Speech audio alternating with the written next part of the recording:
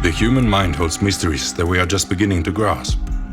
With the CIA, human consciousness became part of the battlefield during the Cold War, as it became convinced the communists had discovered a technique that allowed them to control human minds.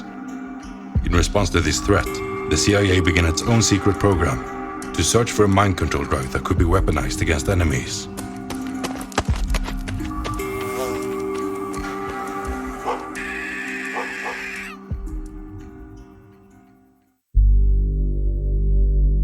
Project MkUltra spanned from 1953 to 1973 before being dismantled following a US congressional investigation into widespread illegal CIA activities within the United States and around the world.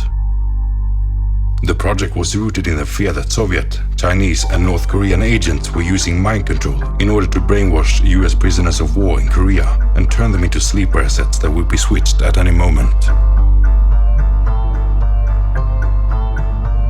The covert operation that was Project MkUltra aimed to develop techniques that could be used against enemies from the Soviet bloc by attempting to control behavior with drugs and other psychological manipulators. The program involved psychedelics, paralytics, and electroshock therapy. The CIA began to experiment with LSD under the direction of agency chemist and poison expert Sidney Gottlieb. He believed the agency could harness the drug's mind-altering properties for brainwashing or psychological torture. Gottlieb based his plan for Project MkUltra on interrogation techniques research done on enemy prisoners.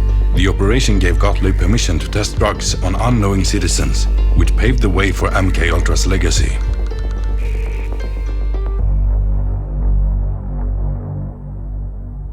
The program's initial experiments with LSD were fairly simple. The agency generally dosed single targets, finding volunteers when they could. Over time, these experiments grew increasingly elaborate. This building at 225 Chestnut Street in San Francisco served as one of the project's acid houses, where the CIA tested LSD on unwitting civilians. This is where prostitutes paid for by the agency would lure clients, who would secretly be dosed with LSD and the behavior studied from behind a two-way mirror. These experiments bordered depravity and voyeurism, as the agents involved would take them far beyond the protocols. Under the cover of Project MkUltra, the CIA began to fund studies at universities and hospitals throughout the United States and Canada. The Allen Memorial Institute in Montreal is where some of the most horrific experiments took place. A psychiatric research hospital affiliated with McGill University, the institute was conducting psychiatric experiments since the late 1940s. Also known as Ravenscrag, named after a Scottish castle, the facility was under the direction of Dr. Donald Evan Cameron, a Scottish-born psychiatrist, largely known today for his central role in the development of psychological and medical torture techniques for the CIA. In an attempt to cure schizophrenia, Cameron's experiments consisted in erasing memories and bringing patients to a childlike state. Patients' personalities and identities would then be rebuilt using a technique called psychic driving. Psychic driving involved highly experimental treatments where patients would be placed in a drug-induced coma and recordings with subliminal messages would be played over and over, up to 500,000 times a day. This practice was often done for long periods of time. One case is said to have lasted 86 days. In some instances, the patients would also be given large doses of psychotropic drugs, such as LSD. In other cases, patients were subjected to electroshock therapy at up to 75 times the normal intensity, where both drugs and electroshock therapy were used simultaneously.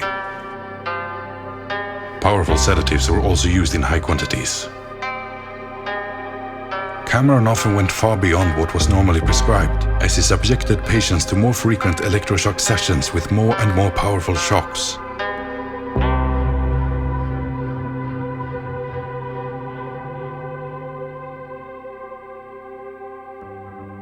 After years of experimentation, MkUltra ended gradually. While it was clear that the mind could be destroyed, it was all but impossible to configure a new one. Sidney Gottlieb's career at the CIA continued after MkUltra ended, but he was forced to retire in 1973 due to indirect repercussions of the Watergate scandal. Most of the MkUltra documents were destroyed. MkUltra gives a small insight into the overwhelming power of the CIA and the American government. What we know about the experiments are only details the US government released into the public. The real history of MkUltra is most likely a horror story beyond the greatest imagination.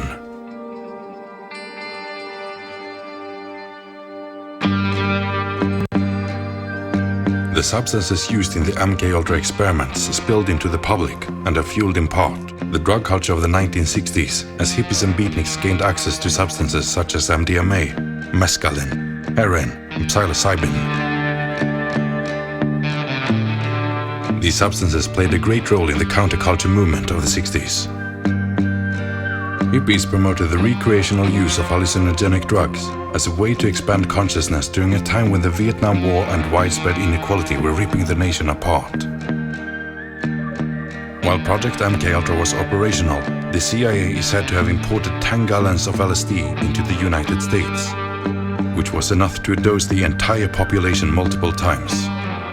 In recent years, LSD and other psychedelics have undergone a public image shift, being more and more accepted in Western society.